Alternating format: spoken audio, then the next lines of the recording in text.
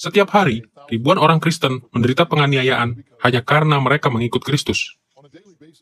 Setiap harinya, jutaan orang percaya menghadapi kemungkinan harta benda mereka disita, pemimpin mereka dipukuli dan dipenjarakan, dan keluarga mereka dilukai, diculik, atau bahkan dibunuh. Sebenarnya penganiayaan terhadap orang-orang Kristenlah yang dipikirkan Markus ketika ia menulis apa yang sekarang ini menjadi Injil kedua dari Perjanjian Baru, yaitu Injil Markus. Apa yang bisa diajarkan oleh teladan Yesus tentang kesulitan-kesulitan mereka? Markus merespon pertanyaan-pertanyaan seperti ini dengan menceritakan kisah kehidupan Yesus dengan cara yang menguatkan iman orang Kristen mula-mula dan mendorong mereka untuk bertekun.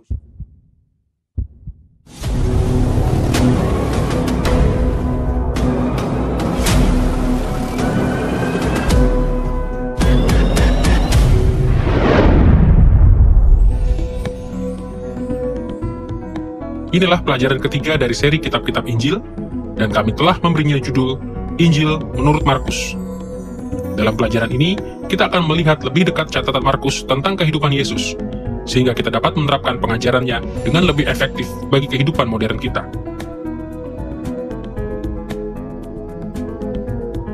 Studi kita tentang Injil Markus akan dibagi menjadi 3 bagian utama. Pertama, kita akan membahas latar belakang Injil Markus. Kedua, kita akan menggali struktur dan isinya. Dan ketiga, kita akan melihat tema-tema utama di dalamnya. Marilah kita mulai dari latar belakang Injil Markus. Kita akan menggali latar belakang Injil Markus dengan membahas si penulis, yaitu Markus sendiri. Pembaca aslinya, dan latar atau kondisi penulisannya. Marilah kita pertama-tama melihat penulis Injil Markus ini. Kita akan melihat penulisan Injil Markus dalam 2 bagian. Pertama, kita akan melihat pandangan tradisional tentang siapa penulisnya, dan kedua, kita akan menggali sejarah pribadi penulisnya. Marilah kita mulai dari pandangan tradisional tentang siapa penulis kitab Injil ini. Tradisi gereja mula-mula bersepakat bahwa Injil Markus ditulis oleh Yohanes Markus. Ketika kita melihat di dalam Perjanjian Baru, Yohanes Markus dikatakan sebagai sepupu Barnabas. Ia menemani Paulus dan Barnabas dalam perjalanan misi pertama dalam kitab Kisah Para Rasul.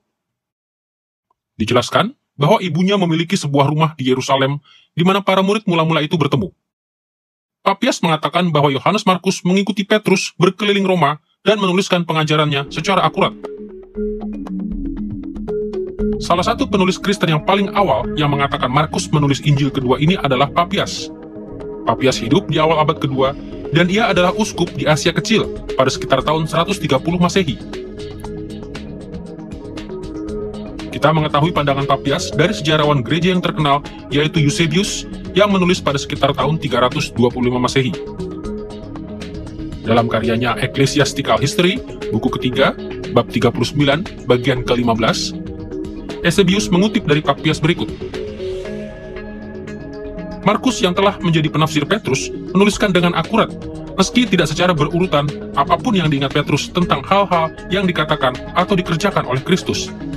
Sebab ia tidak mendengar dari Tuhan atau mengikutinya, tetapi setelah itu, seperti yang saya katakan, ia mengikuti Petrus yang menyesuaikan pengajarannya dengan kebutuhan para pendengarnya.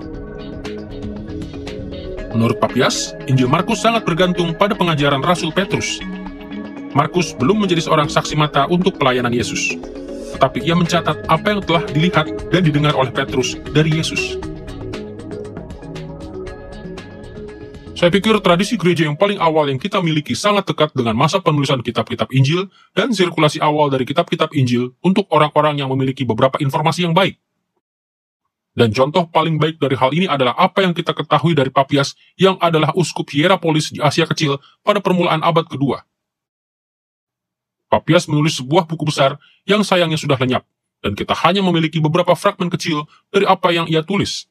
Tapi di antara fragmen-fragmen ini ada beberapa komentar tentang kitab-kitab Injil. Dan khususnya, Papias memberitahu kita bahwa Markus menulis Injilnya dengan bergantung pada khotbah Petrus. Ia adalah penafsir Petrus menurut Papias, yang agaknya berarti bahwa ia menerjemahkan kata-kata Petrus dalam bahasa Aram ke dalam bahasa Yunani atau Latin.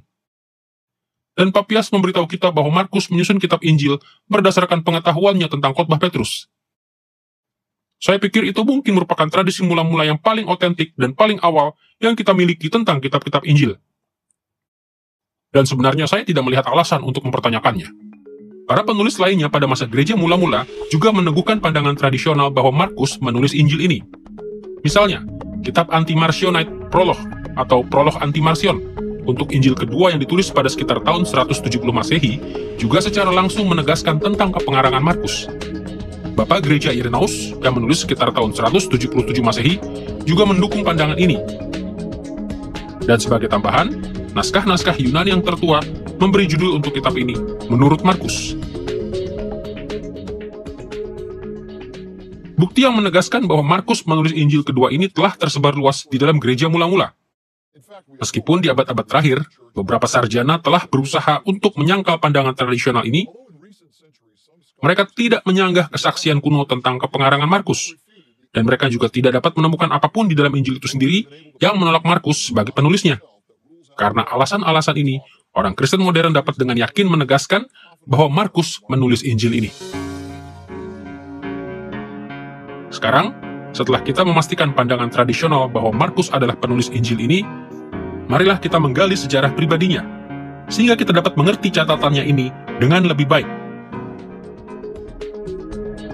Menurut Kisah Para Rasul pasal 12 ayat 12, Markus adalah anak dari wanita yang bernama Maria yang hidup di Yerusalem.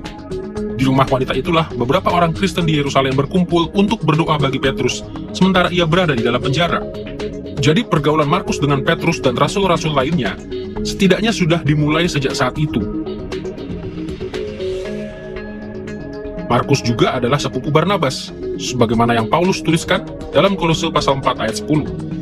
Ia bahkan membantu Paulus dan Barnabas dalam perjalanan misi mereka yang pertama.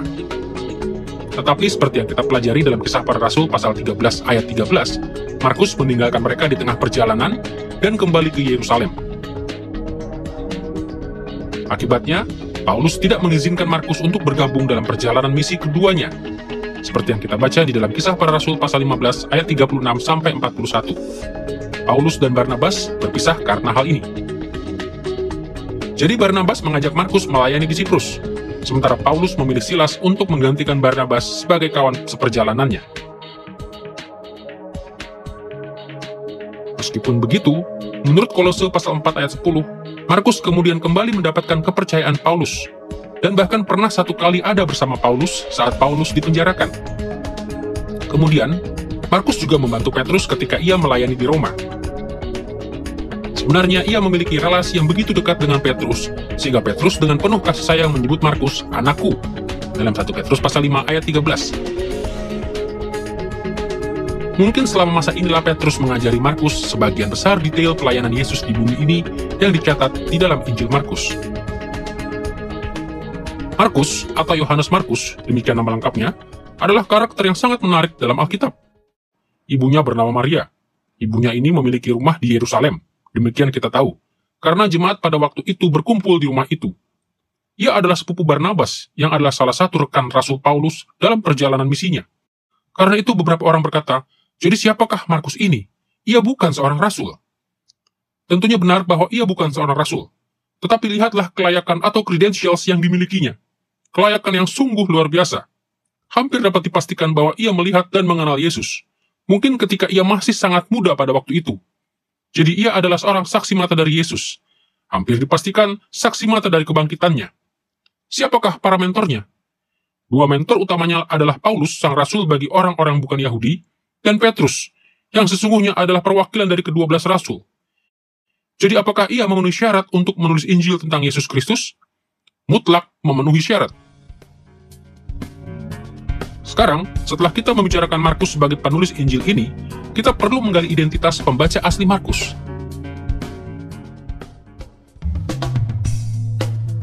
Kesaksian dari gereja kuno dan beberapa detail dari Injil Markus sendiri menunjuk kepada gereja-gereja di Italia, khususnya di kota Roma, sebagai pembaca asli Markus.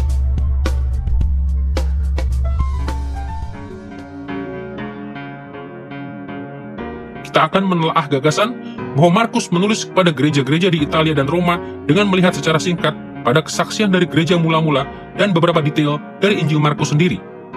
Marilah kita kembali dahulu pada kesaksian gereja mula-mula. 3 saksi kuno yang telah kami sebutkan sebelumnya, yaitu Papias, yang menulis pada sekitar tahun 130 Masehi, Anti-Marcionite Prologue yang ditulis pada sekitar tahun 170 Masehi, dan Irenaeus yang ditulis pada sekitar tahun 177 Masehi, semuanya melaporkan bahwa Markus menulis Injilnya di Italia, dan beberapa orang secara khusus menyebut kota Roma. Terlebih lagi, tidak ada satupun dari mereka yang mengusulkan bahwa Markus telah mengirim Injilnya ke jemaat di kota lain manapun. Ini mengindikasikan bahwa Markus menulis kepada gereja-gereja lokal di mana ia tinggal. Dan kesimpulan ini diperkuat oleh 1 Petrus pasal 5 ayat 13 yang menempatkan Markus di Roma selama ia melayani bersama Petrus.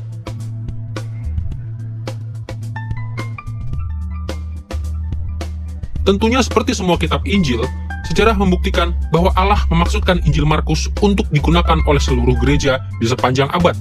Tapi kita dapat mempersiapkan diri dengan lebih baik untuk menafsirkan Injil Markus sebagaimana yang ia maksudkan bila kita mengerti bahwa ia menulis oleh karena keprihatinan yang mendalam terhadap apa yang sedang terjadi pada orang-orang Italia, khususnya orang-orang Kristen di Roma pada zamannya. Sebagai tambahan untuk kesaksian dari gereja mula-mula, detail-detail dari Injil Markus juga mengisyaratkan bahwa ia menulis kepada gereja-gereja di Italia dan khususnya di Roma.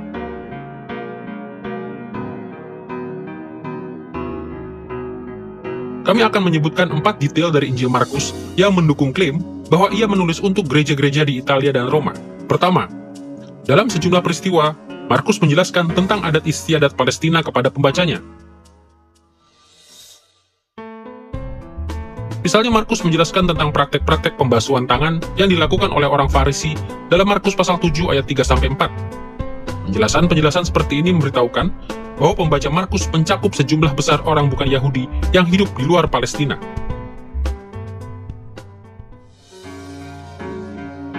Detail kedua yang menunjukkan bahwa Injil ini sepadan dengan pembaca Italia dan Roma adalah bahwa Markus menjelaskan ungkapan-ungkapan dalam bahasa Aram.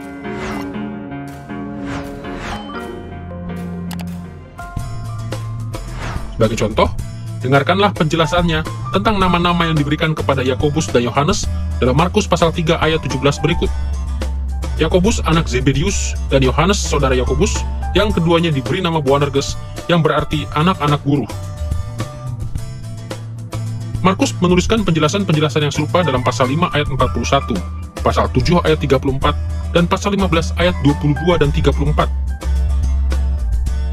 Orang Palestina yang berbahasa Aram tidak akan membutuhkan penjelasan ini.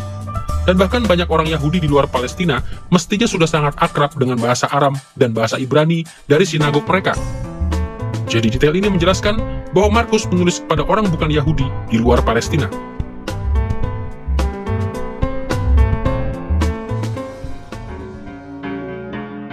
Detail ketiga, yang bahkan lebih jelas penunjuk kepada pembaca di Italia dan Roma adalah bagaimana Markus menggunakan lebih banyak kata Latin daripada penulis-penulis Injil lainnya, yang mengindikasikan bahwa ada cukup banyak pembacanya yang mengerti bahasa Latin. Selama abad pertama, bahasa Latin tidak digunakan secara luas di kawasan Laut Tengah. Penggunaan bahasa itu terutama terbatas pada Italia, tanah air Kekaisaran Romawi. Jadi adalah hal yang signifikan bahwa Markus menggunakan kata-kata Latin sedikitnya 15 kali. Contohnya, dalam Markus pasal 12 ayat 42, ia menggunakan kata Latin lepta, yang mengacu pada satu mata uang tembaga yang kecil.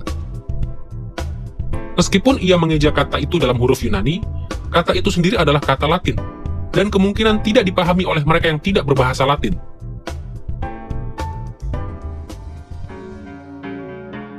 Detail keempat, yang bisa meyakinkan kita bahwa Markus menulis untuk gereja-gereja di Italia dan khususnya Roma adalah bahwa Markus menyebut seorang pria bernama Rufus.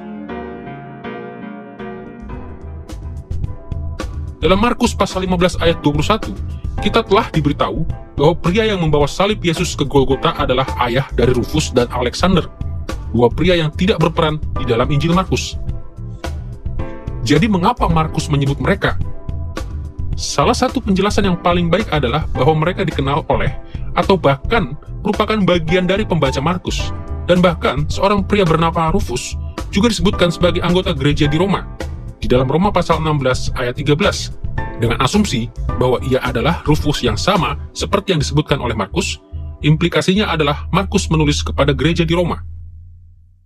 Tidak satu pun dari detail-detail ini yang secara terpisah membuktikan bahwa Roma adalah penerima dari Injil Markus, tetapi efek kumulatifnya mengukuhkan kesaksian yang kuat dari gereja purba.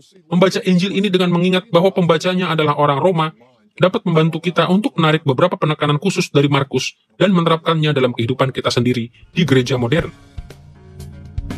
Dengan mengingat penulis dan pembaca asli kitab Injil ini, kita siap untuk memeriksa aspek ketiga dari latar belakang Injil Markus, yaitu latar atau kondisi penulisannya. Kita akan menggali dua aspek dari latar penulisan Injil Markus. Pertama, kita akan membahas waktu penulisan Markus. Dan kedua, kita akan menggali tujuan Markus menulisnya. Marilah kita mulai dengan melihat waktu penulisan Injil Markus. Waktu penulisan Injil Markus tidak dapat ditentukan dengan kepastian yang mutlak. Tetapi secara umum, buktinya tampaknya mengarah pada waktu di pertengahan sampai akhir tahun 60-an di abad pertama. Saksi-saksi kuno tentang Injil Markus, seperti Irenaeus dan Anti-Marcionik Prolog, mengklaim bahwa Markus menulis Injilnya setelah kematian Petrus. Petrus kemungkinan besar menjadi martir di Roma selama masa penganiayaan terhadap gereja oleh Nero Kaisar Roma setelah terbakarnya Roma pada tahun 64 Masehi. Papias mungkin mengisyaratkan bahwa Markus memulai pekerjaannya saat Petrus masih hidup, tetapi ia tidak menolak kemungkinan bahwa Petrus mati sebelum Markus selesai menulis.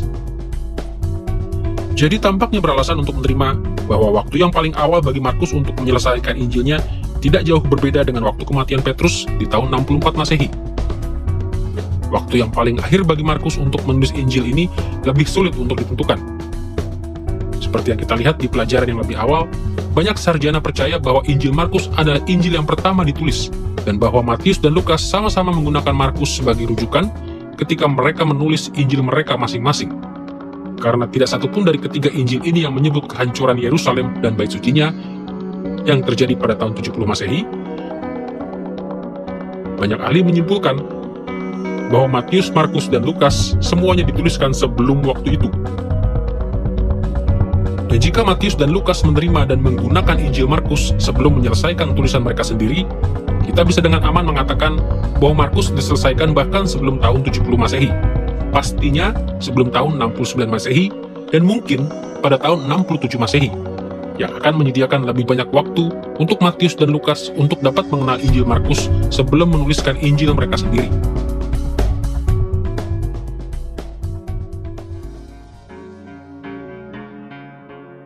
Dengan mengingat waktu penulisan Injil Markus ini, marilah kita membahas tujuan penulisannya.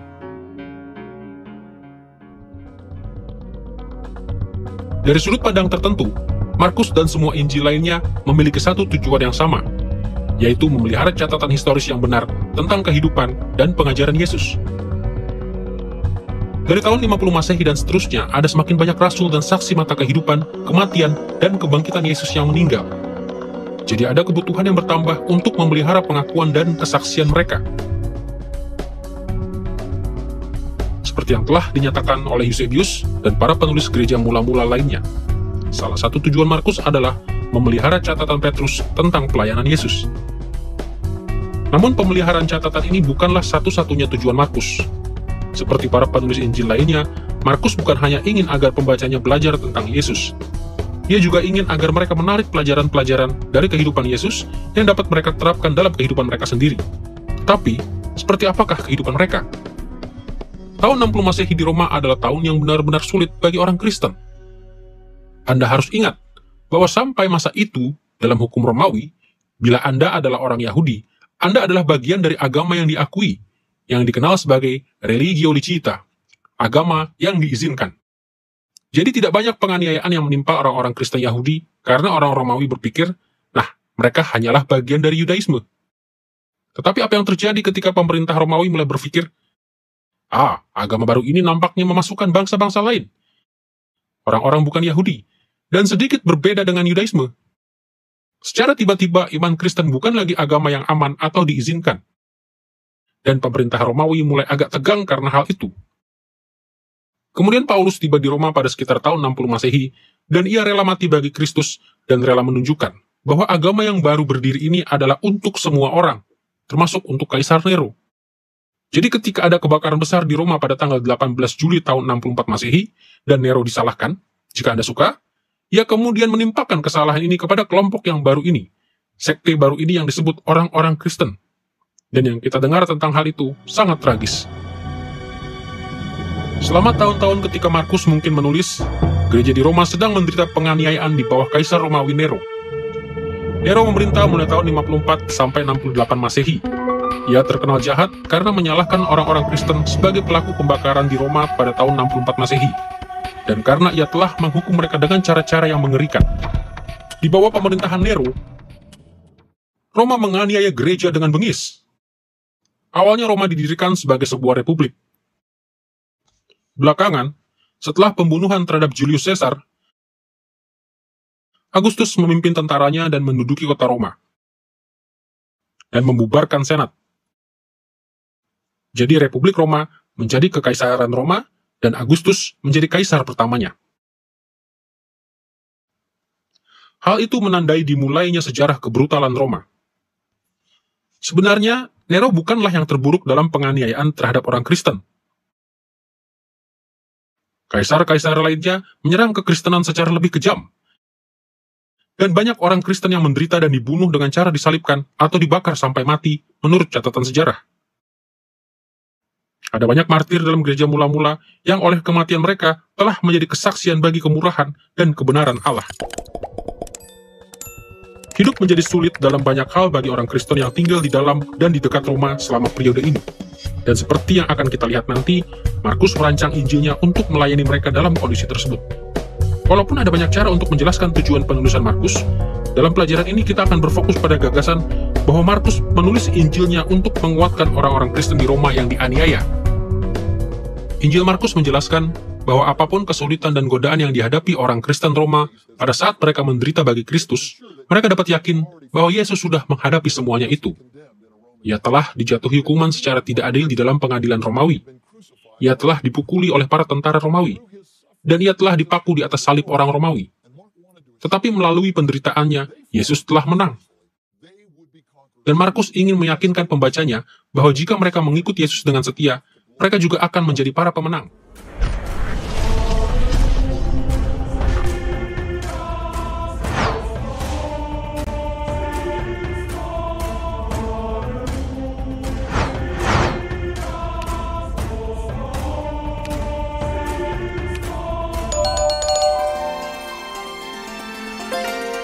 I believe in God the Father Almighty, maker of heaven and earth. I believe in Jesus Christ, His only Son, our Lord, who was conceived by the Holy Spirit and born of the Virgin Mary. He suffered under Pontius Pilate, was crucified, died, and was buried. He descended into hell.